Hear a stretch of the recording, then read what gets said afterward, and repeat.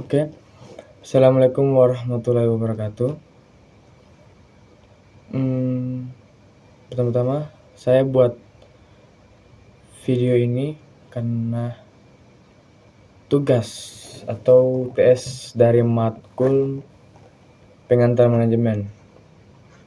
Tapi sebelum saya masuk pembahasan atau menjelaskan yang saya ketahui tentang manajemen, tapi pertama-tama saya perkenalkan diri saya.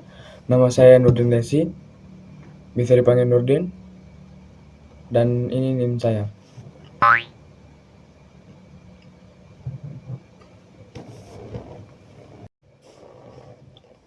Oke, soal pertama, jelaskan apa yang Anda ketahui tentang manajemen. Manajemen itu proses perencanaan, pengorganisasian, pengarahan, dan pengendalian sumber alam ya, salah ngomong tadi. Seperti manusia, uang, bahan, dan mesin untuk mencapai tujuan organisasi secara efektif dan efisien. Secara sederhananya, manajemen adalah seni dan ilmu untuk menyelesaikan pekerjaan melalui lain guna mencapai sasaran yang telah ditetapkan. Ada fungsinya manajemen juga, cuman yang saya baru tahu itu, yang saya tahu ya, cuman pengarahan atau actuating atau leading, motivasi, mengarahkan dan menggerakkan karyawan untuk menjalankan tugas yang telah ditetapkan. Oke, yang kedua itu uraikan pula sumber-sumber daya yang dikelola di dalam proses manajemen. Nah, kalau yang ini 6M itu kan kita udah tahu ya, karena udah dikasih tahu semua sama Pak dosennya. Ada 6M dari manajemen. 6M bukan 6 miliar ya, 6M yaitu man artinya manusia, money artinya uang, material artinya bahan, machine artinya mesin, method atau metode, dan terakhir market yaitu pasar. Man itu merujuk pada sumber daya manusia atau tenaga kerja, sedangkan money atau uang meliputi modal atau keuangan yang diperlukan untuk mendanai operasi perusahaan seperti gaji dan lain-lain.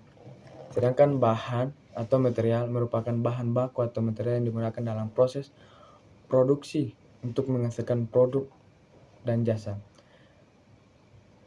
Mesin atau mesin merupakan alat atau teknologi yang digunakan untuk mempercepat proses produksi.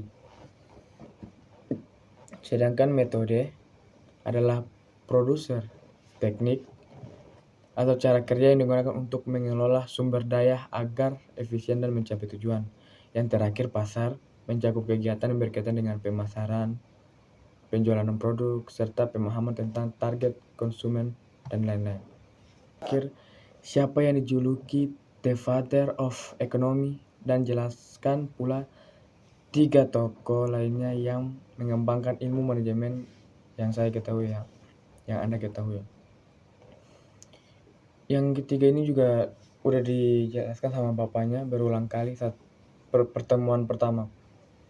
Pasti ditanya siapakah bapak yang dijuluki The Father of Economy, yaitu Adam Smith, seorang ekonomi dan filsuf asal Skotlandia, dijuluki sebagai bapak ekonomi modern. Pengaruhnya sangat besar karena ia memperkenalkan konsep-konsep dasar ekonomi yang tertuang dalam karyanya yang berjudul The Wealth of Nations yang berkisaran bertahun 1776.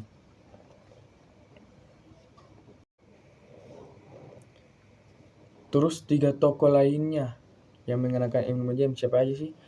Yang pertama, Frederick Winslow Taylor, yang dijuluki sebagai Bapak Manajemen Ilmiah.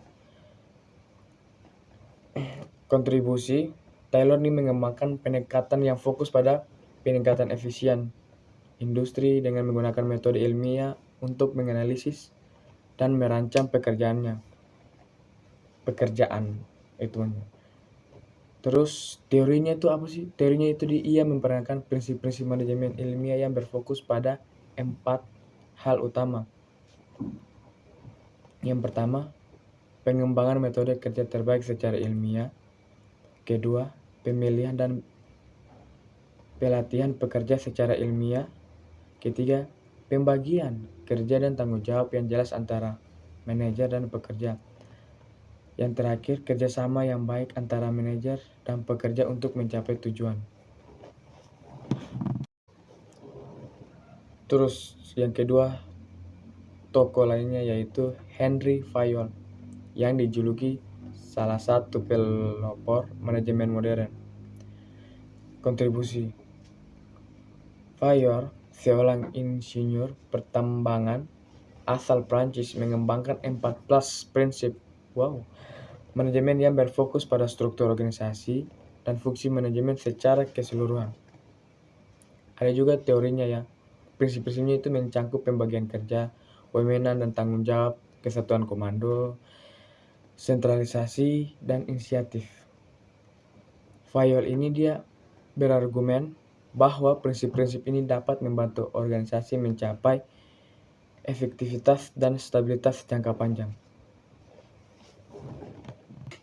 Oke, yang terakhir yaitu Max Weber yang dijuluki sebagai pencetus teori birokrasi.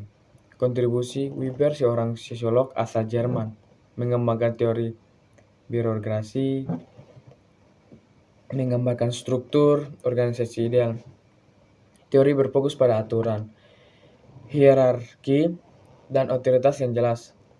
Teori Max Weber itu birokrasi menurut Weber itu hierarki, kewenangan yang jelas, pembagian kerja yang spesifik, aturan dan prosedur formal yang tertulis, seleksi pegawai berdasarkan kompetensi dan merit, bukan hubungan pribadi.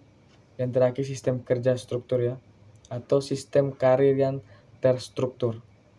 Oke, itu aja penjelasan saya mengenai soal 3. Yang pertama itu menjelaskan apa yang saya ketahui tentang manajemen. Sudah dikasih tahu sama Pak dosennya. Terus uraikan pula sumber-sumber daya yang dikelola di dalam proses manajemen. Itu sudah dijelaskan sama bapaknya juga. Dan yang terakhir itu siapa yang dijuluki The Father of Economy. Dan jelaskan pula 3 tokoh lainnya yang mengembangkan ilmu manajemen yang kita ketahui. Itu semuanya itu sudah dijelaskan sama bapaknya. Sekian dari saya. Jika ada penjelasan atau penjelasan saya tidak sesuai dengan soal yang diberikan sama bapaknya, mohon maaf ya sebesar-besarnya. Karena manusia itu tidak luput dari kesalahan. Karena ya saja saya mundurkan diri. Wassalamualaikum warahmatullahi wabarakatuh.